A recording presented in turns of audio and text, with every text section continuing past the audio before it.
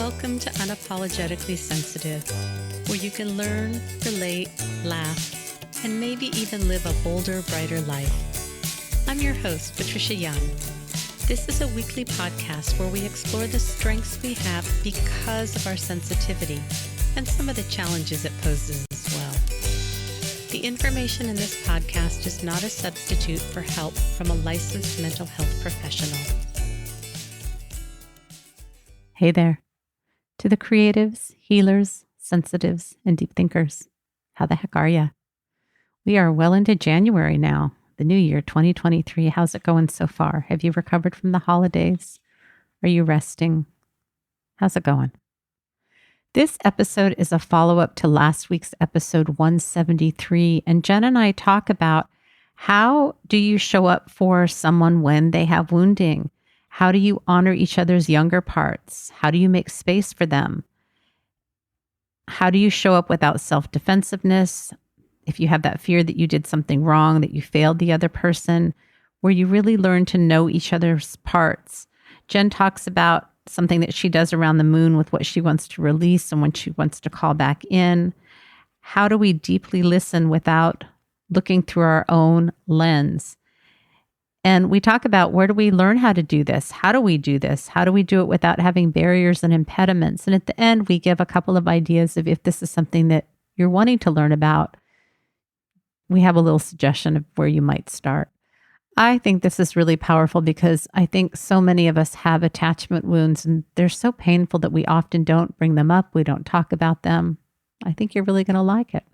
So now, on to the show. Hey, Jen, how are you? Oh, how am I? You're cracking my butt up right now. It's so unfair. So unfair to the listeners that we were just cracking each other up as we're waiting for the countdown after we hit record. So, well, you keep saying that maybe this will be the episode that we don't air. So I said, I rebuke you. I said, I repudiate. This is a big word fight. That's so funny. All right. So we were trying to figure out what to talk about. And the truth is that I don't have a lot of content today. I really want to talk about this new fiberglass kayak that I paddled this morning. I think I've paddled almost 18 miles this week and I'm paddling again tomorrow and I tried a fiberglass kayak, but I'll spare you all the details. But part of this is we worked through some pretty intense stuff last week around my attachment wounds. I mean, it was really present for me for a handful of days, but I think because we were both so present for it, it's gone. And now I really just want to talk about a kayak. I don't have anything deep and meaningful, which is a nice place to be after having such intensity and feeling that sense of abandonment. It felt like you and I broke up, and no matter what I was doing, it felt like you couldn't do enough that was going to reassure me, and I wanted you to carry me around in a baby sling. You know I would do it. I know you would. I don't think it would work very well, and I think you'd probably break your back. It probably would look pretty amusing. So we had talked about, maybe you could provide a little bit of a follow-up since I spoke about this last week in episode 173, but you weren't here when I recorded. And then maybe we have a couple of other things we might talk about. Yeah. That's what I'm thinking about, like the metaphorical baby swing or baby sling. Because that's actually kind of apt, I think, right? It's like, how do we show up for each other's baby parts, young parts in friendship, in relationship where they're going to get triggered? And how do we make space for them? Because this is what can happen. I mean, everyone's so afraid to have their feelings and to feel their feelings.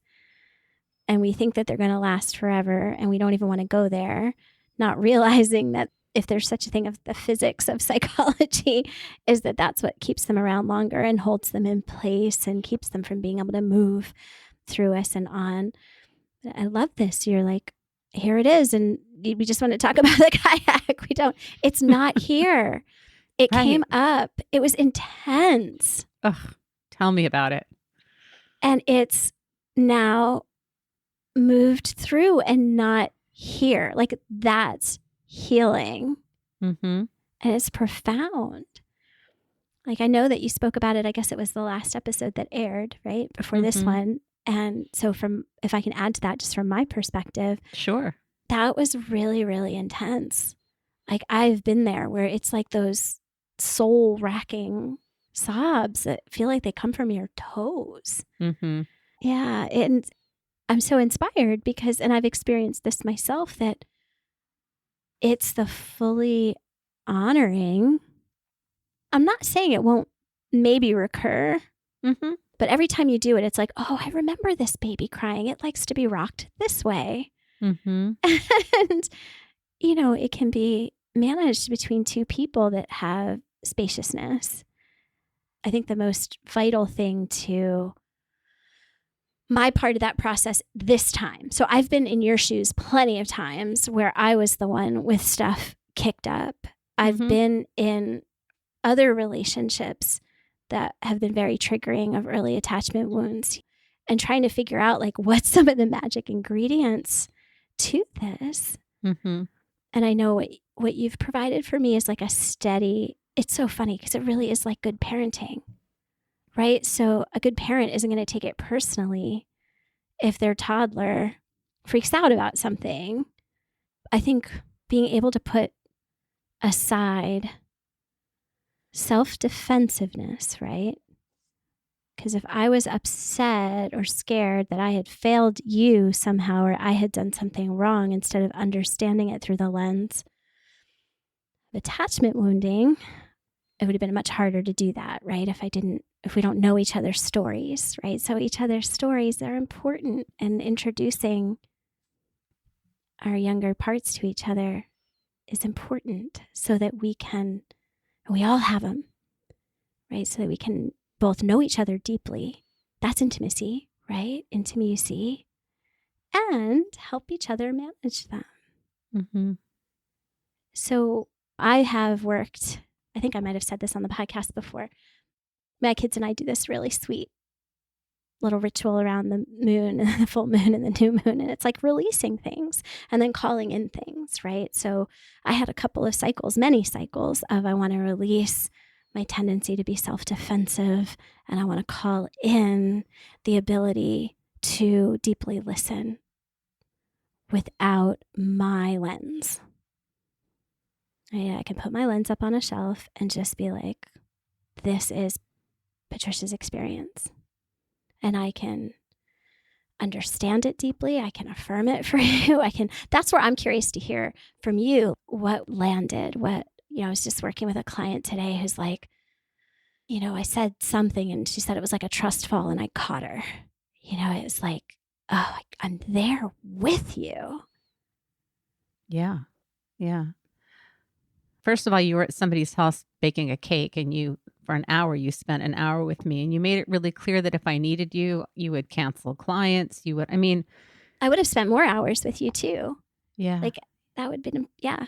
And I think I said that, right? I was like, you need Oh, you another did. hour? Like, let's keep going. Yeah. Yeah. So that in itself of feeling like, oh my gosh, you care and I'm a priority, because the attachment wound was I wasn't important, and you had this project you were working on with. Mm-hmm. And I was able to say that to you, that Absolutely. most of the time I feel like fine about it, but when the wound is, I'd be like, meh. So being able to be transparent about that and have that this was about me and not you were doing something wrong, or the person that you're working on this project with is not okay. This was about my stuff. So knowing that you were there and present for me, and when I was crying, like I just needed you to be there and to allow me to cry. And I remember closing my eyes and just like rubbing the tears away, kind of curling up into a ball and leaning against the couch where I was sort of curled up. But I think just you creating that space for me to be wherever I'm at. And then I think the affirmations that it was okay to be where I was at, and that I've got you, you're okay. More of anything, just knowing that you weren't getting angry, you weren't rejecting me, you weren't getting impatient, you weren't checking your phone, you were really present. And I think sometimes all we have to do is to hold space to be present for people. It's not rocket science. And the reassurances that came after that, that day you checked in with me a couple times by text. And then the next day, that is what I was feeling, that sense of abandonment. I felt like we broke up. I knew that I could use my tools. I had enough distance to know that wasn't the case. But it felt like no matter what you did, it wasn't going to be enough because it wasn't about our relationship in the moment. It felt like it was this deep existential loneliness. And I just kind of had to sit with that. It did help when you gave me context around why you weren't as available on Monday, the day after this happened, when we talked. And my fear was that you were going to get tired, angry, frustrated with me talking about it, that I should be over it because some of those feelings were surfacing because that existential loneliness was just so deep. And it's like, I think that's where we get into trouble, that it would have been easy for me to get mad, like, you're not here for me. You're supposed to make this better. How come you're not available? And I knew you'd be available if I needed you to, but I just had to kind of sit with that discomfort. But when we did connect, you were affirming and reassuring that I could be in this space for as long as I needed. But I think that's where that wound of too much comes up. Like, okay, we had this beautiful little time, but how long is this going to be good for until you're like, get over your stuff? I've had enough. Yeah, I can't even imagine. But I'm thinking about us as HSPs and always being told we're too much, we're too sensitive. And when we can make spaces for ourselves where that's not true. Right? We're deep feelers, deep thinkers. Yeah. And I think part of that healing process is, and what I feel like I did was I could talk myself through. I know that if you reassure me, I'm still going to feel this way, that it took me this many years to get to this place. It's not like in a day or two, I'm going to be over it. So even though I was sharing the fears, it's like when we share gremlins, that it wasn't your job to fix it or make it feel any better. I did ask if I could get a reality check, because that fear of, I'm going to annoy you, you're going to get angry, you're going to reject me, abandon me, you're going to be good for, like, the shelf life of your attention is limited. So I did ask for that. But I think part of how we do our own healing is being present for ourselves and our feelings while sharing them. But I didn't come with the expectation of like, here's my heart, I need you to fix it, hold it, hug it, love it, and then give it back to me when you're done. I feel like I took responsibility for my feelings, even though it was pretty vulnerable. Yeah, absolutely. No, you really did. And I mean, that's the gift of doing the inner work, right? That's, that, and being able to not do that hot potato thing, right? Like teenagers do this a lot to their parents. They're like, they don't want to feel their feelings. So they'll make almost like, here, you feel it. Here's the hot potato, right? I'm going to toss it over here. So now parent will walk away feeling angry or confused or whatever. Yeah. So you were definitely holding your own space, trying to get back there in my own mind, like what that was like for me, because gremlins do arise, right? So not being self-defensive doesn't mean that you don't have little gremlins pop up where I was like, oh no, like, what did I do? It's a self-compassion practice that allows me to be a soft space for myself, that I don't have to be held beyond reproach at all time. Like, I can hear and take accountability when I have done harm now, and that's humility, right? That's earned. Stuff is earned. With a Catholic upbringing and everything else, it was like there was many, many years in my life where I couldn't tolerate anybody having poor opinion of me or thinking that I had disappointed someone or somehow wasn't all gold stars for everybody, which we know, that's a myth, right? We can't do that for everybody. So I did have a couple of those little gremlins pop up, and it's like, okay, hi gremlins. And also knowing that it's very likely that the next day there would be that question, like, well, actually, not even just the next day. You checked in with me a lot. You were like, is this okay? Like, how are you doing? I'm like, I'm good. I'm good. Well, and because you can almost feel yourself sliding into the picture that I come up with is either the Tasmanian devil or like when two cartoon characters are fighting, like things get so complicated if you can't, if you suddenly, someone's having something kicked up and now you've got two people with something kicked up. Right. And the clarity just goes right out the window. So often when we have to have difficult conversations, it's good to space them out 24 hours. Like, you tell me your perspective and I'm not going to say anything, because then we're going into Tasmanian devil land, right? I'm going to wait and then I'm going to give you my feedback in 24 hours. And then I want to hear what that was like for you to hear. And there's a lot of just really getting to know each other deeply. This is like the inner workings Right. of a human being. Right. I go into that like honoring place, like both for myself and for others, that it's a sacred space. Mm-hmm. Yeah. I do think that there was something really powerful when I had that visualization, like, can you just hold my hand for a few months? And then the baby sling. I think naming that felt really powerful because it is about this deep seated need, wound for attachment and connection that's really has nothing to do with anything that's realistic that anybody could give me today. And I think speaking to that really, it would be humorous to see you carrying me around in a baby sling. I mean, and that's allowing the need. That's allowing it. Yeah. Normalizing it, that we all have it. You've seen my version of it. It's come up, right? There's a baby that just wants to be chosen. And I go into a visualization of holding her myself and smelling her head and rocking her. And that's what it feels like, because obviously as an adult and with the people in my life and, everything, I can't be chosen all the time. And I can't choose myself all the time when I have kids, or honestly, some days maybe we can talk about overwhelm later, but it feels like the dog, the plants, like the guinea pigs, like everything comes before I do. Right. Right. And so how do we allow room for those feelings, those wishes? I think we all have that. I want to be the best. I want to be the favorite. I want to be the chosen one. I want to be the one that gets picked first and gets the best of everything. I think that that's really average and normal, even in a work situation, in friendships, and I just think it happens.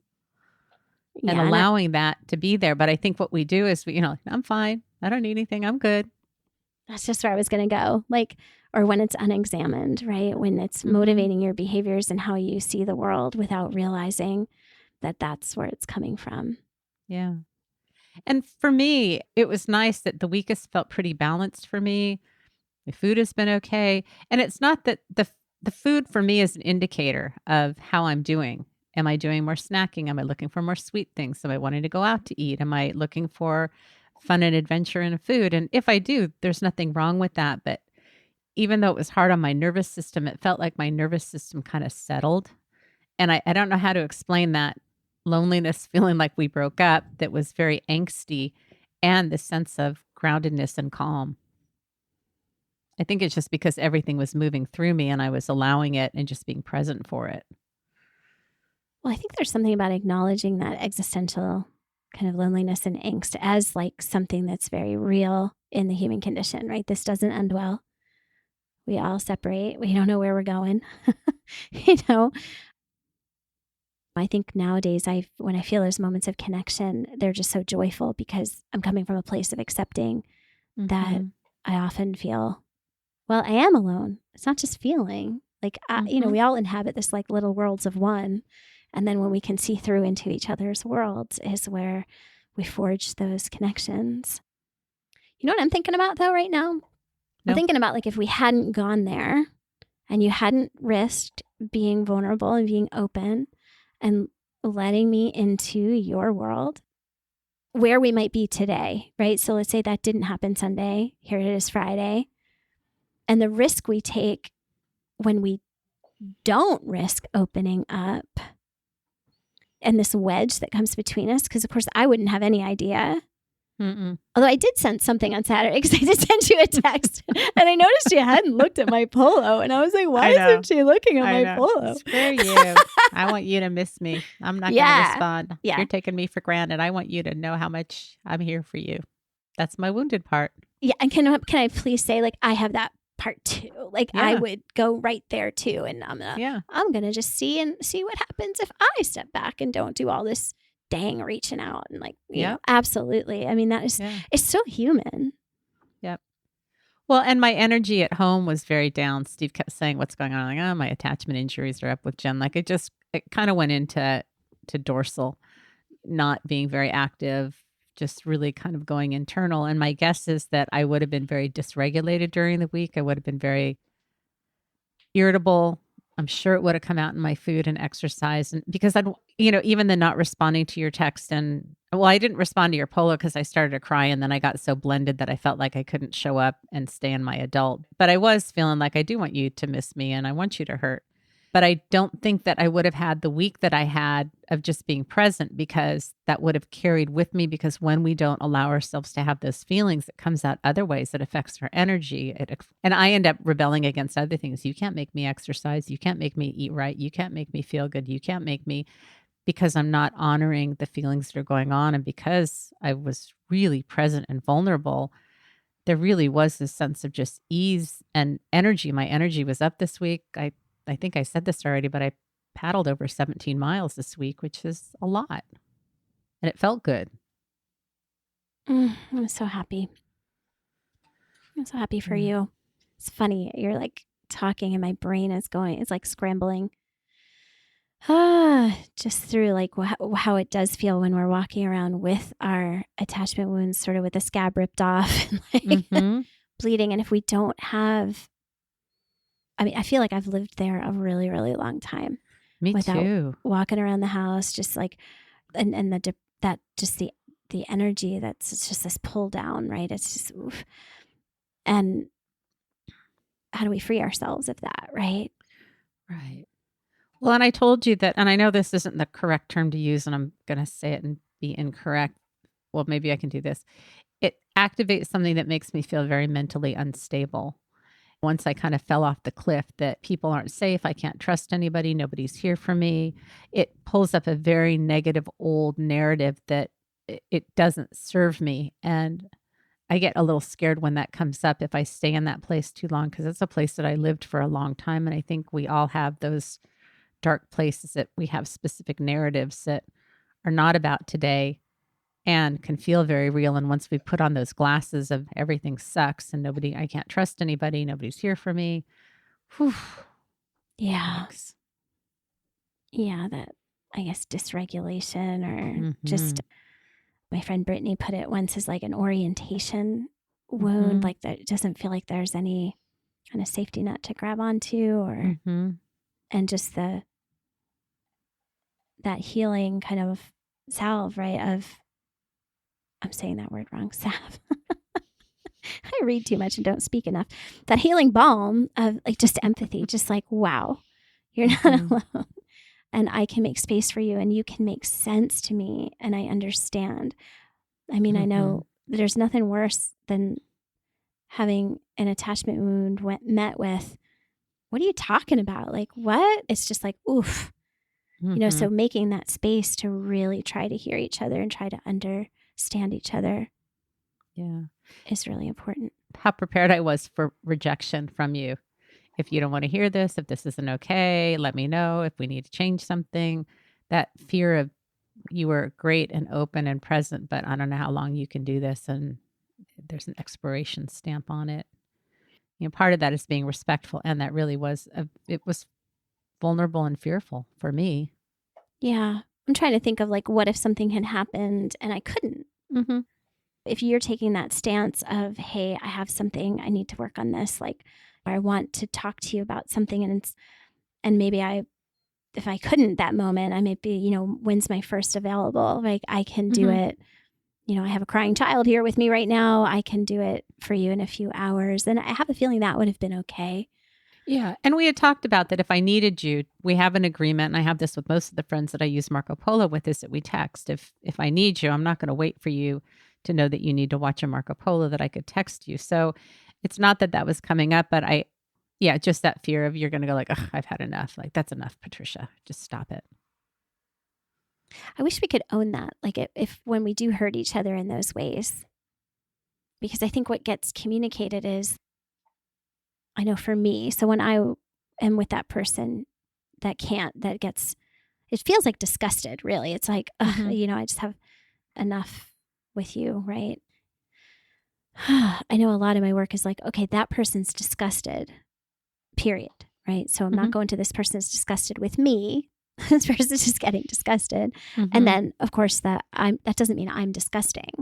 I'm struggling. And even thinking about like our parenting now, it's like, Your child isn't giving you a hard time. Your child's having a hard time. Right. And being able to recognize that, yeah, how can we just decenter, uncenter Right. ourselves, center someone else that we love and care about for not forever, Mm-hmm. just for a short period of time to really hear and understand. It's simple, but not easy, right? Right. But it is absolutely a skill that can be learned. And it's a skill that can be strengthened. And we have to be willing. How I think part of the healing and the repair work happens is if I go to somebody with this wound and they can't respond, then I'm like, ugh, see, I am too much. I went to you with it. You were able to hold space. So there was healing there, but the fears of vulnerabilities came up. We were able to talk about it. So I had a really reparative experience. Oh, I came to Jen for this and Jen was really present. Maybe this isn't about me. Maybe this is just a wound and the healing happened. So when this comes up again, I have this experience of, oh, Jen was able to handle it before. Maybe Jen can handle it again. And I know that there's somebody that can be with me when I go through these really hard times. Most of us didn't get this in childhood, and we've tried to do this work with people and it hasn't worked. And so we just learn to shut it down and go within. But this is why I think what you and I are able to do is pretty unusual. And I don't think that many people can do this. The fact that we're therapists, the fact that we do our own work, I think that makes a big difference. If you have somebody, that's amazing. That's why a trusted therapist or a coach, somebody that you have rapport and trust with, or somebody who's got the skill set that can do this kind of work with you is how we start rebuilding that trust. And then, oh, Jen was okay with it. So maybe there's nothing wrong with me. Like everybody else has rejected this part of me, but maybe that's not the case. And we can generalize that who we are is okay and we can bring more parts of us out into the world. And I've talked to a couple people about what happened between us and how amazing you were, but also that fantasy of like, I just want to be carried around in a baby sling, which is relatable. So we're normalizing and validating that we can do this work and we can talk about it with people. And this isn't something that we have to be afraid of or hide or be embarrassed about. Yeah, I think there's universals, somewhat, I think universals. Like, so it's funny. I wonder if anyone's like, well, I don't have that. Like, check yourself. Like, maybe, we all have something. It's kind of inherent in just being human, right? And spending Mm-hmm. those early years without a lot of the flexible thinking. I mean, I know working in therapy, like even just perspective taking is an important skill. And where do we get this, If our parenting advice in general is actually the opposite of which, and then I have done a lot of work in schools, but I haven't been in schools in quite a few years. And we ask so much of our schools already. So much. So I don't know. Like where do we learn this stuff? Like so the questions that I'm curious about are, where do we learn it? How can we learn it? What are the impediments, right? Like what gets in the way of being able to show up for each other in this way? Mm-hmm. I think one of the things that people can do if you have a friend, a partner, and you want to try and do this is you can practice reflective listening and maybe do a manageable amount, maybe 10, 15 minutes where you set a timer and one person talks and the other person listens. And if you want to add more empathic responses, you can build that into it. But just having this time where you get to talk and somebody listens without interrupting, without giving feedback, without giving advice, and you can lengthen that amount of time if that's mutually acceptable. And if you know what it is that feels good for you to hear, I hear you, I get that. That sounds really hard. Oh my gosh, I can't imagine that. That you can let the other person know what it is that feels good to hear or that you want to hear. And that's a way that you can start building that in. And you contract for it all the time. You set aside a time and place. You make sure both people are in a space where they can do it. It may not be something you want to do when you have limited capacity and you're stressed or tired. But I think that's one of the things that you can start doing. Yeah, I know in mindfulness being a skill that certainly can be foundational Mm-hmm. to being able to do this with each other. And I know it's a lot of the stuff that we have in the HSP group. too, right? The mindfulness and self-compassion. Emotions are okay. We don't have to be so phobic of each other's, right? Because if I felt like I had to shut that down and I had to solve your problem, I wouldn't have had space to let you really cry and really get to the bottom of it, like really feel like you got to. Or if you thought that you'd done something wrong or you were being defensive about why this project was important and why, right. Tried your to talk you feelings about, out. Yeah. aren't a certain thing. Yeah. Yeah, right. Trying to, and I think sometimes even as therapists, if we're not careful, we do that, right? A little too early on well, here's my perspective, or here's how this, or here's how it's not. Like, I do think there's a sequential thing about it, right? Yeah. Thank you. Thank you, Jen. It was a really powerful experience. And like I said, we probably spent 15, 20 minutes before we even hit record. Like, what do you want to talk about today? I don't know. I got nothing for you. I could talk about that kayak, that fiberglass kayak that I want to get. It's very comfortable. Oh my gosh, that's so funny. Yeah. And I was like, is this the one? Is this the episode we're going to trash, Patricia? I rebuke you. Yes. I love it. I think we're good. Yeah. Thank you. All right. Well, thanks, Jen. Have a great day. You too. Bye. Hey again. So I'm curious to know how that was. Do you think that's helpful? Is it something that you think you'd want to try with somebody? Do you have a person that you can go to? Do you have a trusted coach or therapist? Do you have attachment wounds that come up? What do you do when they come up? This is hard stuff. It's big stuff. And I don't know that we've talked about it a lot in the world in general, so that there's not a lot of information. I don't know. I hope you found it helpful. If you're interested in working with either Jen or me, you can reach out to Jen at heartfulnessconsulting.com. You can reach out to me at unapologeticallysensitive.com. I think these types of wounds that come up, the codependency, the people pleasing, having resentment, having a hard time with setting boundaries, just relationships, friendships, work relationships. How do we feel good about ourselves? How do we know what we're thinking and feeling? How do we create a lifestyle that honors us? I think those are all things that really come up for many people that think deeply and feel deeply. And so if you're needing support, Jen and I would love to support you in being a thriving HSP. I think that's all I have. I hope you are doing well. Thank you so much for being here. I appreciate each and every one of you. You've made this podcast what it is. I forget to thank you a lot, and then I feel bad after I stop recording that I forgot to thank you. So thank you. Remember, sensitivity is nothing to apologize for. It's your superpower. Have a blessed day.